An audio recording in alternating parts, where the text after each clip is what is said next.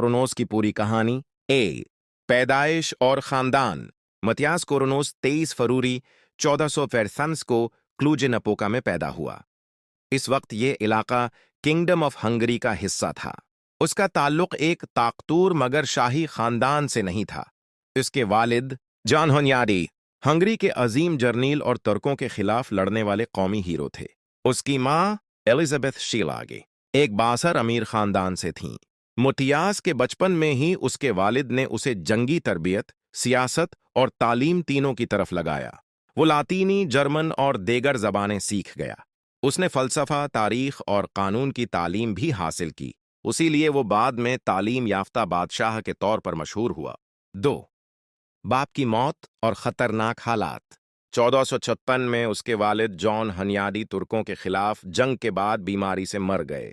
इनकी मौत के बाद हंगरी की सियासत में शदीद बहरान पैदा हो गया। मतियास का बड़ा भाई लादिस्लाउस हुनयाडी दुश्मन दरबारियों की साजिश में कत्ल कर दिया गया।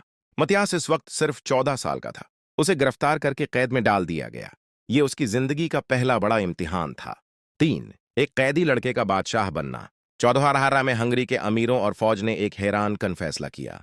उन्होंने मतियास को बादशाह मुंतखब कर लिया। इस वक्त वो अभी कैद में था। रवायत के मुताबिक जब उसे खबर दी गई तो वो हैरान रह गया। सिर्फ 15 साल की उम्र में वो हंगरी का बादशाह बन गया। ये यूरोपी तारीख के नायाब वाकयात में से एक है कि एक कैदी लड़का बादशाह बन जाए। 4. इक्तिदार संभालने की मुश्किलात। जब मतियास ने हुकूमत संभाली तो मुल्क की हालत खराब थी। अमीर लोग ताकतूर थे, खजाना खाली था, फौज कमजोर थी, उस्मानी तुर्क खतरा थे, पड़ोसी रियासतें हमले की ताक में थीं। मतियास ने सबसे पहले अमीरों की ताकत तोड़ी। उसने मजबूत मरकजी हुकूमत कायम की।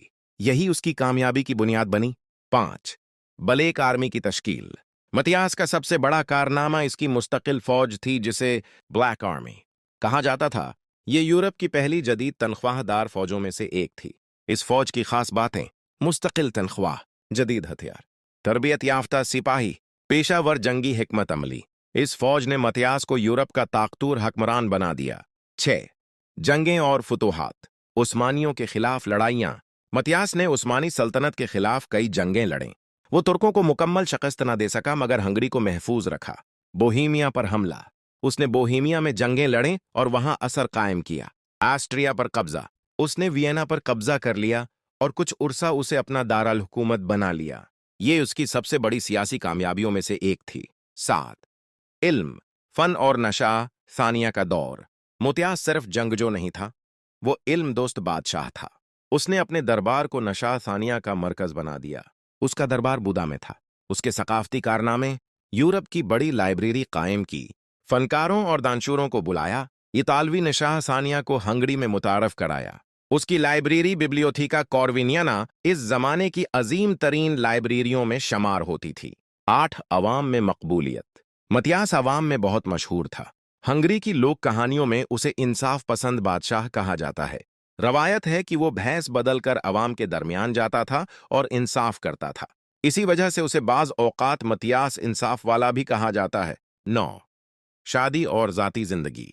उसने 2 अहम शादियां की: कैथरीन ऑफ पोजेब्राडे, बीएट्रिस ऑफ नेपल्स। दूसरी शादी ने उसके दरबार में इतालवी सकाफत को मजीद मज़ा की पूरी कहानी। 10. आखिरी साल और मौत।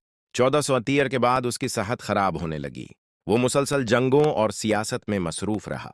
6 अप्रैल 1449 को वियना में उसकी मौत हो गई। उसकी उम्र सिर्फ 47 साल थी। 11. मौत के बाद क्या हुआ। इसकी मौत के बाद उसकी ताकतूर फौज टूट गई। अमीरों ने दोबारा इख्तिदार संभाल लिया। हंगरी कमजोर हो गया। कुछ दहाइयों बाद उस्मानियों ने हंगरी का बड़ा हिस्सा फतह कर लिया। अगर मतियास ज्यादा उर्सा जिंदा रहता तो शायद यूरोप की तारीख मुख्तलिफ होती। 12. तारीख में उसकी अहमियत। मौरखिन मतियास कोरोनोस को याद करते हैं क्योंकि उसने हंगरी को यूरोप की बड़ी ताकत बनाया। उसने जदीद फौजी निज़ाम शुरू किया। उसने नशाह सानिया को वस्ती यूरोप में फैलाया। वो तालीम याफ्ता और ज़हीन हिक्मरान था। इसीलिए उसे हंगरी के अजीम तरीन बादशाहों में शमार किया जाता है।